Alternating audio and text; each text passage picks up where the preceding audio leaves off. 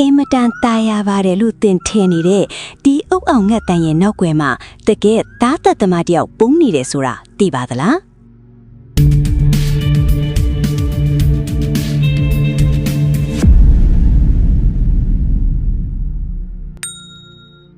ကျမတို့ရဲ့မြန်မာယဉ်ကျေးမှုမှာအုပ်အိုးတန်ဟာຫນွေဦးရဲ့တန်တမန်ဖာ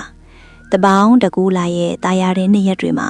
အုပ်အောဆိုတဲ့အတန်ကြီးကြီးလေးကိုကြားရရင်လွမ်းဆွတ်တန်တာရတယ်လို့ဖြစ်ပြီးမြန်မာရိုးရာကတန်တင်ချန်နီးပြီးဆိုတာအားလုံးသိကြပါတယ်။ဒါပေမဲ့ဒီတာယာကြီးလင်လာတဲ့အတန်ပိုင်ရှင်ရဲ့နောက်ွယ်မှာကမ္ဘာတည်ရဆန်လောက်ကရဲ့အထူးဆန်းဆုံးနဲ့အရက်ဆက်ဆုံးရှင်သန်မှုဗျူဟာတွေရှိနေတာကိုတော့လူသိနေလာပါတယ်။ကုကူလို့ခေါ်တဲ့အုပ်အောမျိုးနွယ်စုတွေဟာတဘာဝတရားရဲ့လူလဲတွေလူတောင်တင်စားလို့ရတဲ့ငှက်မျိုးနွယ်စုပဲဖြစ်ပါတယ်။ကုကူဆိုတာကျူကီလီတွေမျိုးရင်းဝင်းနဲ့အလုံးကိုခြုံငုံခေါ်ဆိုတာထိပြီးကဘာတဝင်းမှာမျိုးစိတ်ပေါင်း140ကျော်ရှိပါတယ်။ကျမတို့မြန်မာပြည်မှာရင်းနှီးတဲ့အုပ်အော Asian Coel ဟာအာရှတိုက်မှာအတွေ့ရအများဆုံးမျိုးစိတ်ထိပါတယ်။အုပ်အောအဖိုဒီကတကူလုံးနှက်မောင်ပြောင်လက်ပြီးနီရဲတဲ့မျက်လုံးအစုံရှိပေမဲ့အုပ်အောမတွေကတော့တစ်ပင်တွေကြားပုံကွယ်ရလွယ်အောင်အညိုရောင်ကိုတဲ့ပေါ်မှာအဖြူဆက်လေးတွေနဲ့အစင်းချောင်းတွေပါရှိပါတယ်။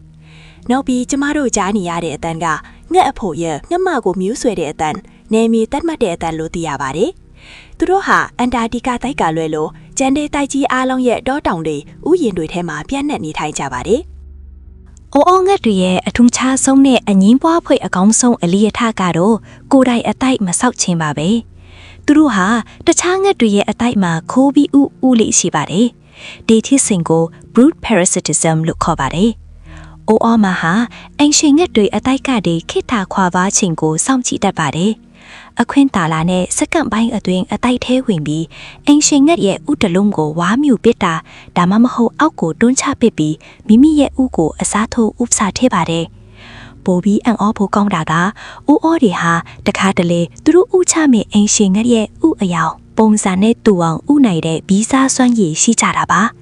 ဒါကြောင့်အင်ရှင်ငှက်ကမိမိဥမဟုတ်မှမထီပဲဝစ်ပေးတာပါတော့တယ်။အကယ်၍အင်ရှင်ငှက်ကတီးသွားတဲ့အခါမှာတော့ဥခွန်ကိုဖောက်ပြီးကိုက်ချီကအောက်ကိုလွင့်ပစ်ခြင်းကိုခံရပါတော့တယ်။သူတို့ရဲ့ဥတွေကလည်းအပေါ်ရန်အခွန်ပါလာပြီးအကောင်ပေါက်ဖို့လည်းအယမ်းမြန်ဆန်ပါတယ်။ဒါကြောင့်ဥအောငှက်တာပေါက်ကလေးဟာမပေါက်သေးပဲကြန့်ရှိနေတဲ့တခြားဥတွေကိုအတိုက်ကနေတွန်းချဖယ်ချတာတွေလုပ်နိုင်ကြတာဖြစ်ပါတယ်။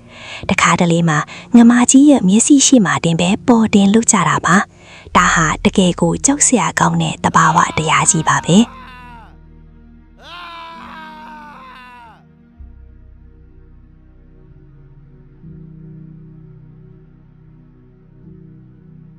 အိုအောသားပေါက်လေးဟာမျက်စိမဖွင့်သေးခင်မှတင်သူ့ရဲ့ပီစားစိတ်ကြောင့်ဘေးနားကမပေါက်သေးတဲ့အုပ်တွေကိုကြောနဲ့တွင်သည့်အတိုက်အဖင်ကိုရောက်အောင်ပစ်ချတတ်ပါတယ်။ဒါမှသာအင်ရှင်ရဲ့မိခင်ကရှာဖွေလာသမျှအစာအားလုံးကိုသူတယောက်တည်းစားရမှာဖြစ်ပြီးအချင်းတို့အတွင်းအလင်းအမြန်ကြီးထွားနိုင်မှာဖြစ်ပါတယ်။ဒီခါလေးမှာတော့အင်ရှင်ရဲ့မိခင်ထက်3ဆလောက်ပိုကြီးမားနေတဲ့အိုအောကလေးကိုအမိအရင်မှတ်ပြီးအသီးအလဲအစာကျွေးနေရတဲ့မြင်ကွင်းဟာတဘာဝတရားရဲ့ရင်နာစရာကောင်းတဲ့လှည့်ခွက်တစ်ခုပါတယ်။ဒါပေမဲ့ဒီခါလေးမှာတော့သူ့ရဲ့ကလေးမဟုတ်မှန်းသိသွားတဲ့အခါမှာတော့အစာကျွေးခြင်းကိုရပ်တန့်လိုက်ပါတော့တယ်။ဒီလိုအိုခိုးဦးတဲ့အလေးအထားကြောင့်အိုအောတွေကိုရက်ဆက်တွေတို့ထိမြင်နိုင်ပေမယ့်သူတို့ဟာတဘာဝပတ်ဝန်းကျင်အတွက်အလွန်အရေးပါပါတယ်။အိုအောတွေဟာချားငယ်အများစုမစားနိုင်တဲ့အမွေးပါတဲ့ဘိုးတုံးလုံးတွေကိုစားသုံးပေးပါတယ်။ဒီဘိုးတုံးလုံးတွေဟာတစ်ပင်တွေကိုအကြီးအကျယ်ဖျက်ဆီးတတ်တာကြောင့်အိုအောတွေဟာတစ်တော်တွေကိုကာကွယ်ပေးတဲ့တဘာဝရဲ့အဆောင်အရှောက်တွေထိညှိပြန်ပါတယ်။အုပ်အောင်ခက်တွေရဲ့ဘဝဟာရှင်သန်ရေးအတွက်တိုက်ပွဲဝင်ရပုံကိုဖော်ပြနေပါတယ်။သူတို့ရဲ့အော်တန်းဟာလွမ်းစွတ်ဖွယ်